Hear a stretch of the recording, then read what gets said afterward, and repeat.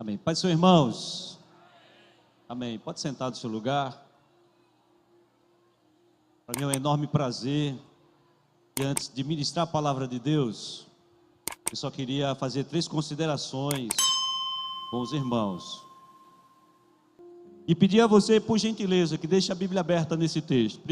Segunda carta de Paulo a Timóteo, capítulo de número 3, verso de número 14. Quanto a você, permaneça naquilo que você aprendeu, em que acredita firmemente, sabendo de quem você o aprendeu. Amados, capítulo 3 da segunda carta de Paulo a Timóteo, é uma das cartas de despedida de Paulo. Ela foi escrita aproximadamente 67 depois de Cristo. Aqui Paulo já fora sentenciado, e ele está aguardando em prisão domiciliar a sua execução, sua sentença. Há uma preocupação nas cartas de Paulo a Timóteo, nas duas. Mas essa segunda carta, ela é bem enfática. E eu diria até que o apóstolo estava assustado, muito preocupado, como que desenvolveria a vida do seu filho na fé, o amado Timóteo. Ele inicia, olhe para cá, o capítulo 3, dizendo que nos últimos dias viriam tempos trabalhosos. Essa terminologia que o apóstolo Paulo utiliza, últimos dias, significa o tempo do fim. Significa os últimos momentos da história da humanidade na terra. Ele está se referindo ao tempo do fim. Essa terminologia, tempo do fim, é uma terminologia profética que aponta para os últimos dias ou os últimos anos da humanidade sobre a terra. O tempo do fim é o tempo onde Deus estaria na iminência de trazer o seu juízo sobre a terra. Essa terminologia, o tempo do fim, nós podemos comparar em Daniel capítulo 12, versículo 4, quando Daniel recebe as revelações dos últimos dias. O anjo olha para Daniel e diz a Daniel: sela, ou seja, fecha esse livro, fecha essas palavras até o tempo do fim. No livro do Apocalipse, no capítulo 22, no versículo 10, o anjo do Senhor, também revelando agora a mesma visão do tempo do fim para João, ele diz a João: não cele as palavras deste livro, fala abertamente. Quando o anjo do Senhor diz que era necessário que esse livro fosse falado, olhe para cá, o anjo estava dizendo a João: o tempo do fim é chegado. Paulo, escrevendo aos Gálatas, diz que Deus envia Jesus na plenitude dos tempos. O que significa isso? O tempo do fim. Paulo está preocupado, falando a Timóteo, há séculos atrás, que o tempo do fim estava se iniciando. Profeticamente, o tempo do fim começa com a vinda de Jesus. De toda a narrativa profética, bíblica, desde o seu princípio, a história se divide no tempo do fim com a vinda de Jesus. Olhe para cá, e Jesus fala em Mateus capítulo 24, a partir do verso de número 8. Ele diz que a vinda iminente dele à terra aconteceria como dores de parto. As dores de parto, elas são dores de contrações. O que Jesus está ensinando no capítulo 28 sobre o tempo do fim é que quanto mais o fim se aproximava, mais as contrações do parto seriam iminentes. As irmãs presentes aqui sabem que as contrações, elas são espaçadas, e conforme o parto se aproxima, essas contrações, elas diminuem de espaço até virar uma dor somente. Jesus compara a sua vinda, os seus sinais do tempo do fim, com as dores de parto, e os sinais são guerra, rumores de guerra, fome, o amor se esfriando. Então, trazendo no contexto que Jesus estava ensinando, olhe para cá, o tempo do fim é quando todos os sinais que Jesus falou acontecessem de maneira espaçada menor. Haverá mais guerras, umas próximas das outras. Haverá mais calamidades, umas próximas das outras. Haverá o princípio de dores. Essas dores de parto, elas se intensificam até que rompa o céu e que Jesus venha para arrebatar a sua igreja. Nós estamos vivendo o tempo do fim. E o apóstolo começa no capítulo 3, preocupado com Timóteo, dizendo o seguinte: os tempos do fim, o tempo do fim, os últimos dias, serão tempos trabalhosos, serão tempos difíceis. Então, entenda que esta carta ela é atemporal, porque foi escrita para Timóteo, inspirada por Deus, e chega até nós hoje de uma maneira viva e intensa. Porque aquilo que Paulo profetizou a Timóteo no capítulo 3, se escancara diante de nós nos dias de hoje. Se você ler a narrativa do capítulo 3, você vai perceber claramente que todos os sentimentos que Paulo falou já estão presentes entre nós. Tudo que Paulo falou que Timóteo veria, nós estamos vendo. E se nós somarmos isso, olhe para cá, ao que Jesus falou como dores de parto, nós vamos ver que mais intensamente essas dores, elas diminuem, e muito mais nós percebemos que os sinais da vinda do Senhor se aproximam. O alerta de Paulo a Timóteo é: permaneçam firmes. Permaneçam firmes. Mas como permanecer firmes diante de uma situação e diante de um quadro tão terrível? Essa carta, olhe para cá, ela tem 3 pontos principais que eu gostaria de compartilhar. Esse capítulo tem 3 pontos principais que eu gostaria de compartilhar com vocês na noite deste dia. A primeira verdade que Paulo fala sobre esse texto, nós não vamos ler, mas você lê em casa, está do versículo 1 ao versículo 5. Paulo diz que a malignidade humana se multiplicará. Ele fala de homens arrogantes, de homens soberbos, ele fala de homens maus, e o texto nos ensina que a maldade do homem se tornará mais brutal a cada dia. A violência se tornará mais intensa a cada dia. A brutalidade humana cada vez mais aumentará. Trazendo à memória um texto do livro do Apocalipse, capítulo 22, verso 11, que o ímpio se suje cada vez mais, para que o justo se santifique cada vez mais.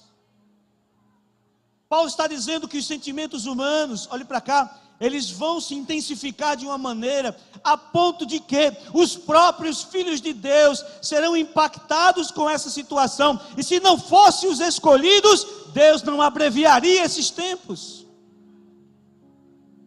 Essa malignidade que nós estamos falando, ela acontece nos dias de hoje. Eu estava esses dias iniciando mais uma semana na igreja, quando eu me deparei com uma notícia. Olhe para cá. A notícia vinha de um país da Europa. Uma mãe estava com seus filhos pequenos, o maiorzinho e outra menorzinha, uma criancinha de colo. Ela levou essas 2 crianças, olhe para cá, essas 2 crianças para tomar sorvete. Ela entra na sorveteria e deixa a criança maior tomando conta da menor. Quando ela chega, a criança menor tinha sumido. E ela pergunta para a irmãzinha: onde estava o seu irmãozinho? Ele disse: mãe, alguns meninos passaram aqui e levaram. A mãe entra em desespero, busca de todas as maneiras achar a criança.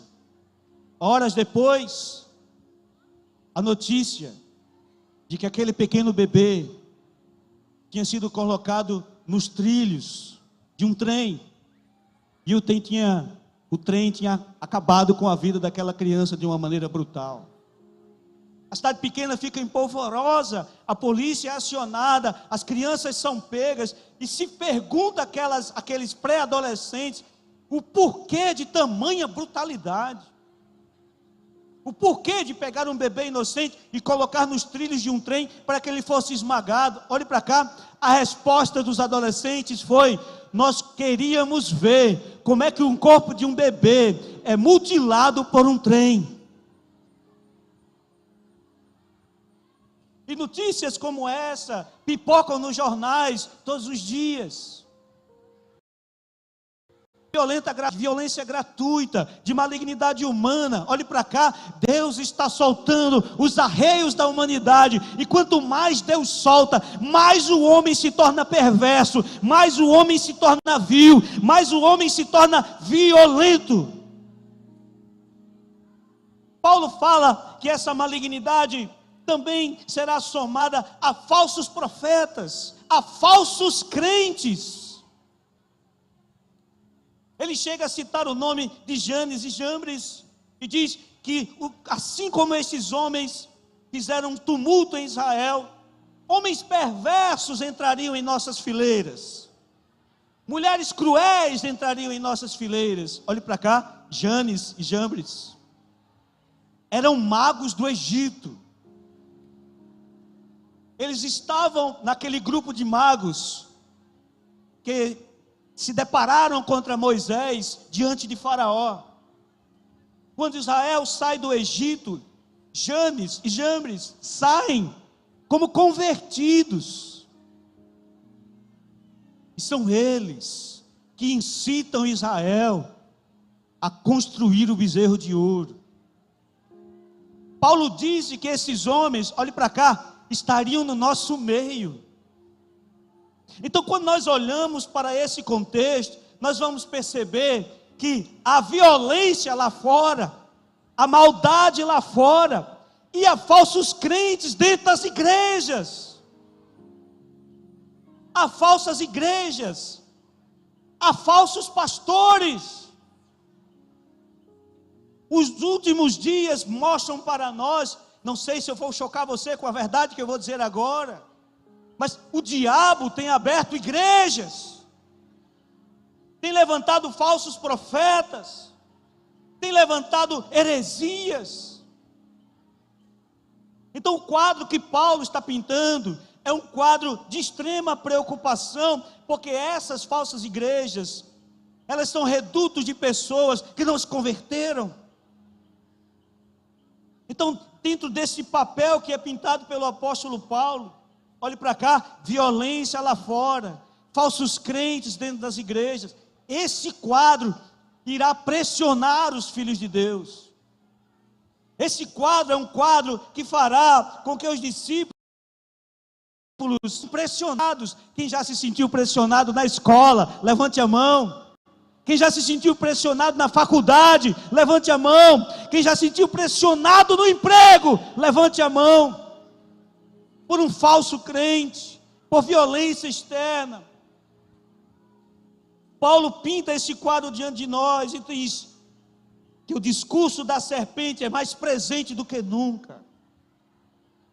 Então olhe para cá, a preocupação de Paulo é a preocupação desse colégio de ministros que está aqui hoje. É a preocupação do crente genuíno, do líder genuíno. Porque o quadro que se pinta diante de nós é um quadro de terrível perseguição e malignidade. Mas também da mesma forma, o apóstolo Paulo continua a sua fala, irmãos. Ele diz: quanto a nós, é preciso resistir. Olhe para o irmão que está do seu lado, diga isso a ele: é preciso resistir. Diga isso a ele.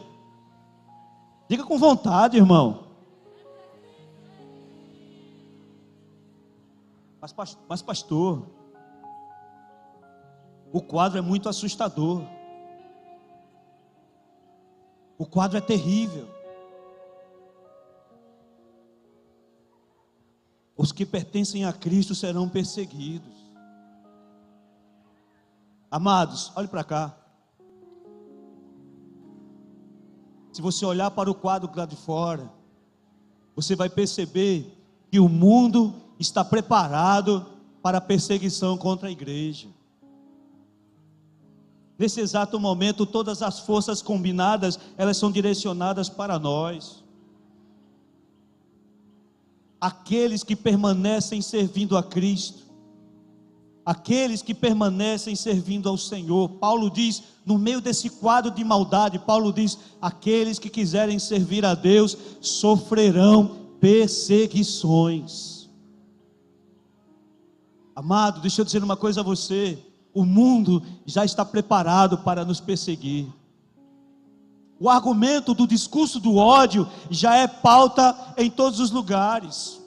Aquele que defender a doutrina bíblica é acusado de discurso de ódio e de intolerância. Querido, você que está aqui hoje, a maioria, pelo menos quase a totalidade de nós, tem dinheiro digital em suas contas.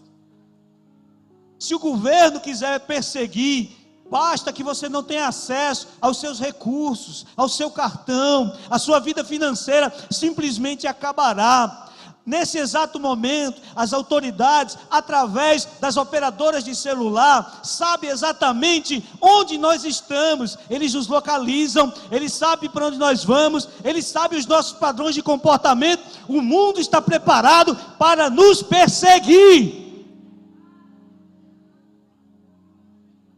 E quanto mais o mundo se torna mal, mais nós nos santificamos. E quanto mais o mundo tenta perseguir, mais nós buscamos a Deus, mais nós nos separamos de Deus, nos separamos para Deus. E quando isso acontece, nós nos tornamos alvos preferidos. Mas nós precisamos resistir. Essa resistência, meus irmãos, olhe para cá, ela não vem quando nos abrigamos nas igrejas. Em primeiro lugar, essa resistência, ela vem com base nos nossos princípios e convicções. Princípios são fundamentos que nós criamos, baseado em conceitos de Deus. Convicções são aquilo que nós formamos a partir dos princípios. A partir desses princípios, nós evitamos o mal. A partir desses princípios, nós fugimos da iniquidade. A partir desses princípios, nós estabelecemos que queremos caminhar como Deus determinou que devíamos caminhar. Mas esse processo, ele não é tão simples. Porque as nossas convicções, elas estão sendo testadas. As nossas convicções sobre casamento estão sendo testadas. As nossas convicções sobre Deus, elas estão sendo testadas. E assim como no jardim, a serpente todos os dias olha para nós e tenta corromper as nossas convicções, dizendo, não é bem assim como Deus falou. Não é bem assim como Deus determinou. Por isso que essas convicções, elas precisam estar presentes em nossas vidas. Veja o que Paulo diz, quanto a você, permaneça naquilo que você aprendeu.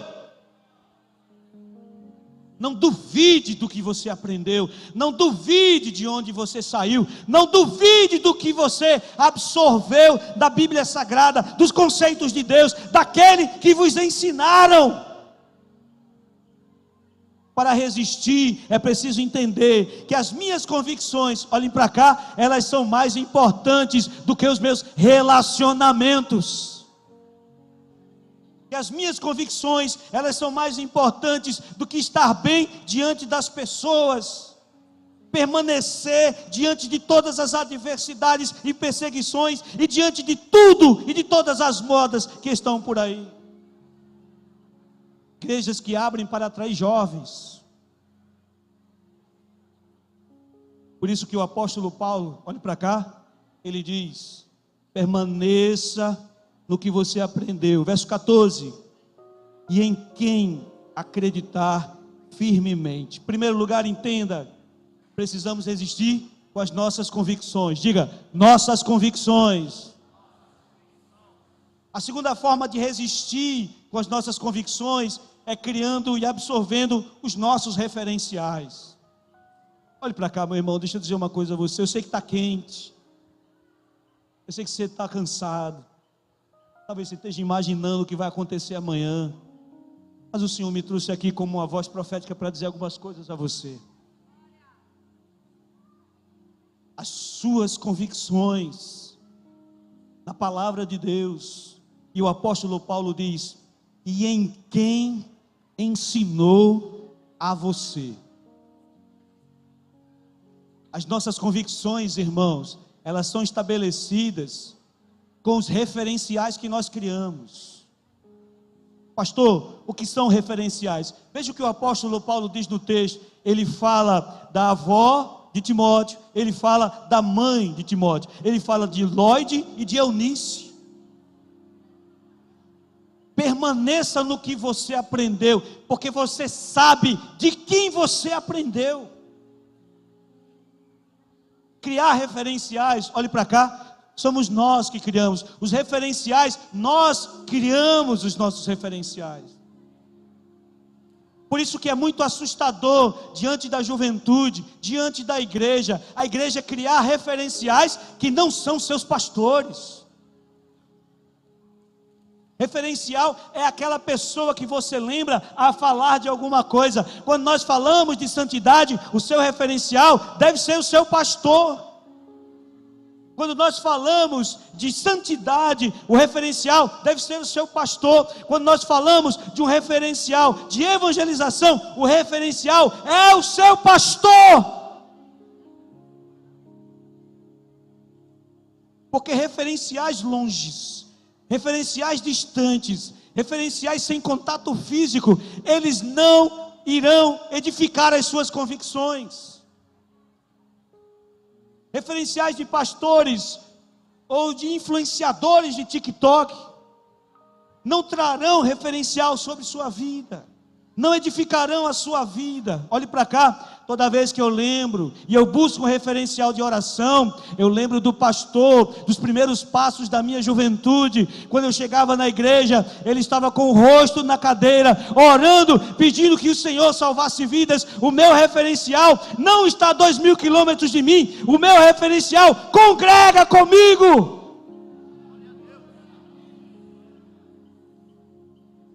O meu referencial recolhe minhas lágrimas quando há luto na minha casa. O meu referencial me exorta quando eu preciso. O meu referencial senta comigo e me ensina. É isso que o apóstolo Paulo está dizendo. Olhe para cá. Para permanecer, você tem que estabelecer as suas convicções. E você só terá convicções se você abrir o seu coração para ele ser ensinável. E você ter referenciais que vivam com você dia a dia. Aleluia. Você precisa ter esses homens como seu referencial. Qual é o seu referencial de pastoreio? Se não for o seu pastor, você está errado. Se não for o seu pastor, você está equivocado. As nossas convicções só se estabelecem quando o nosso coração está disposto a ser pastoreado, está disposto a ser exortado, e as referenciais são aqueles que estão próximos a nós. Ele continua: para resistir é preciso conhecer as profecias. Então, irmãos, sou pentecostal como os irmãos. Fui forjado no fogo junto com os irmãos. Creio nos dons e na operação de Deus. Mas as nossas convicções são pautadas nas profecias e na palavra de Deus, naquilo que os pastores têm ensinado, naquilo que os líderes têm exortado, naquilo que Deus tem falado através dos seus profetas. Não podemos ser a geração que não entende sua liderança. Não podemos ser a geração que não tem seus referenciais próximos a nós. Porque daqui a alguns anos, olhe para cá, nós estaremos sentados e vocês estarão liderando a igreja do Senhor. aqui estão os pastores, as missionárias, aqui estão aqueles que liderarão a igreja no último quilômetro da humanidade. Então nós não podemos perder os referenciais, nós não podemos perder de perto isso. Paulo diz: você sabe o que você recebeu, e você sabe de quem você recebeu. Essa batalha, olhe para cá, ela é a batalha pela nossa consciência.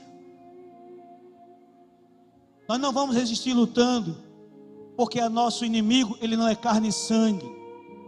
Vocês não vão sair daqui para brigar com ninguém, vocês não sairão daqui para combater ninguém. Vocês devem resistir. Repita comigo: resistir.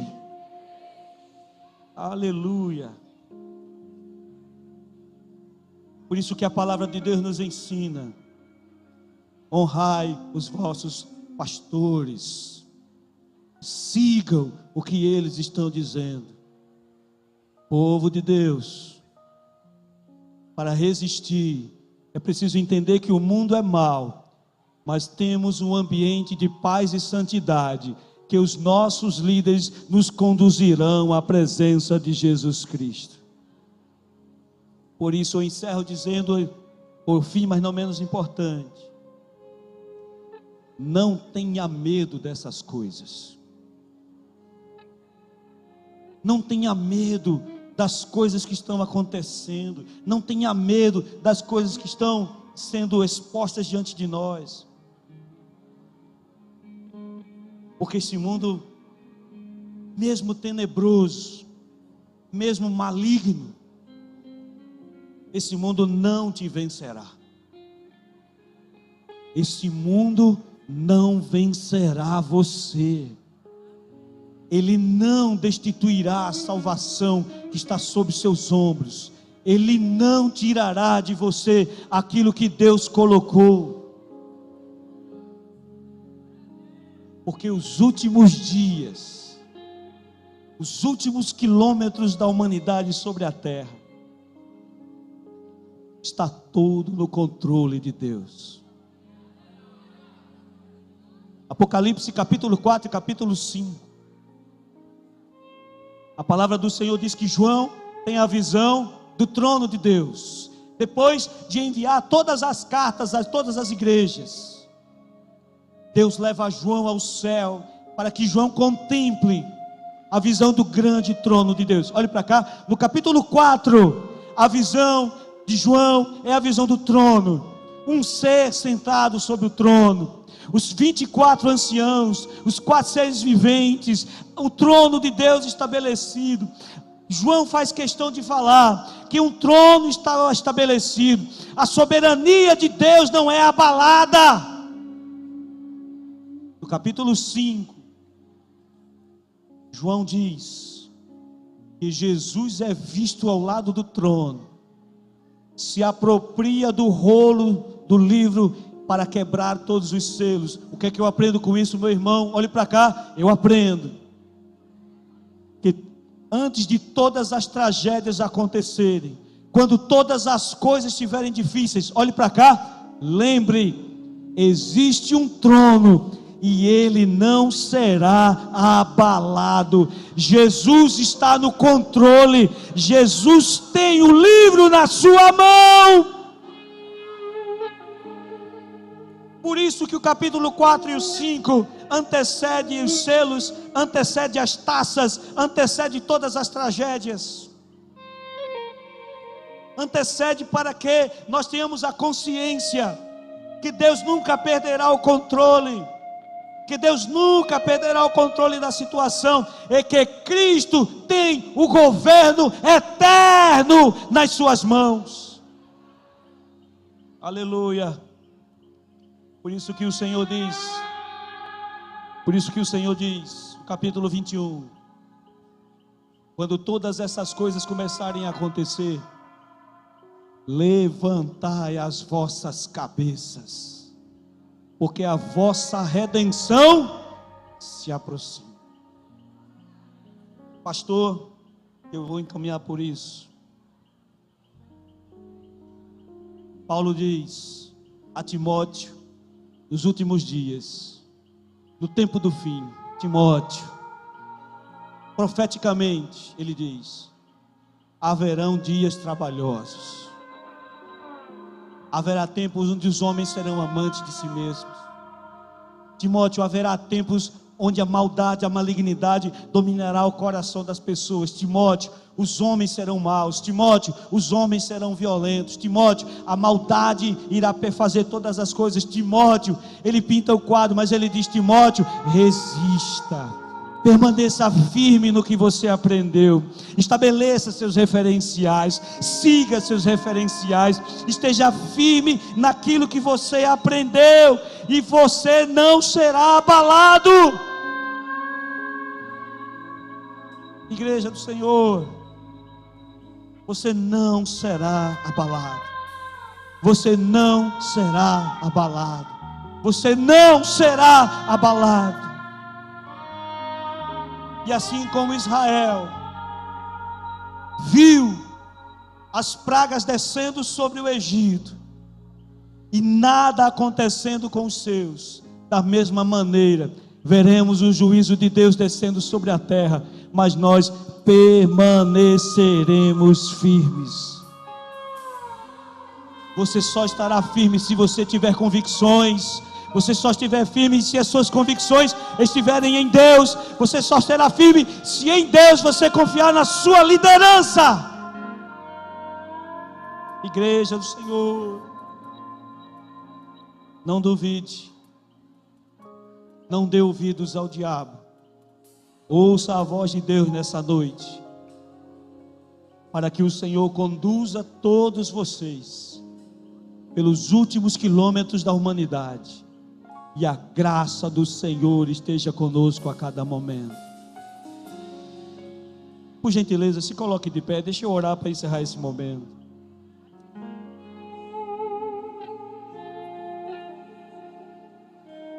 Aleluia.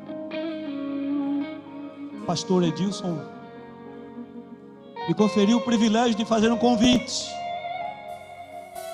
Você que está aqui nessa noite, que entendeu que a maldade do mundo, que a malignidade, a violência, a iniquidade, ela faz parte desse mundo tenebroso, mas aprendeu também que em Cristo Jesus nós temos segurança para caminhar na presença dEle, segurança para não sermos atingidos, segurança para não sermos abalados. Se você deseja essa segurança, se você deseja efetivamente sair daqui protegido por essa graça, eu queria convidar você a vir até aqui e entregar a sua vida a Jesus. Se você deseja entregar a sua vida a Cristo, tornar-se um crente em Jesus nessa noite, vem até aqui agora. Irmão, você que está ao lado de alguém, ore por essa pessoa. Você que está ao lado de alguém, convide essa pessoa. Nós queremos convidar você a vir aceitar Jesus nessa noite. Igreja do Senhor, ore nesse momento.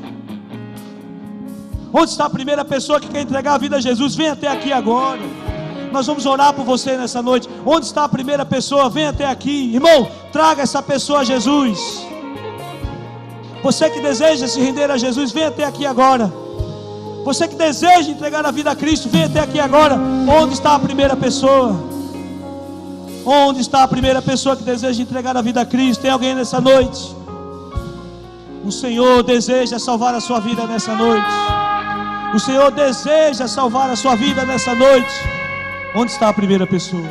Traga essa pessoa até aqui. Oh, aleluia. Tem alguém nessa noite? Se tem alguém, vem até aqui nesse momento. Se não tem, nós não vamos insistir.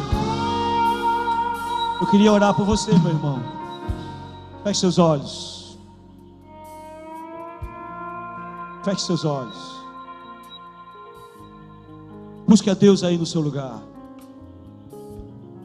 Pai, diante do Senhor, esta reunião solene dos seus filhos, nós oramos e apresentamos ao Senhor cada jovem, cada irmão, cada irmã.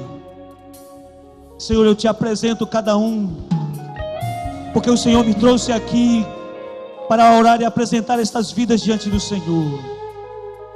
Esta igreja vigorosa, esta igreja avivada, esse povo que serve ao Senhor com toda a integridade. Senhor, que essa palavra penetre em seus corações. Senhor, que essa mensagem encontre abrigo em seus corações. E produza, Senhor, em seus corações as convicções necessárias para que eles permaneçam firmes. Que o Senhor não permita que nenhum destes se perca. Que, Senhor, ao vindar o próximo ano, este número seja multiplicado pela glória do Teu excelso nome. Fortalece esse Teu filho que está fraco. Fortalece essa Tua filha que passa por tribulações e dificuldades. Guarda em Tuas mãos o Teu povo. Estabeleça a Tua aliança sobre os Teus servos. Senhor, Te pedimos tudo isso no bendito nome de Jesus. E meus irmãos dizem: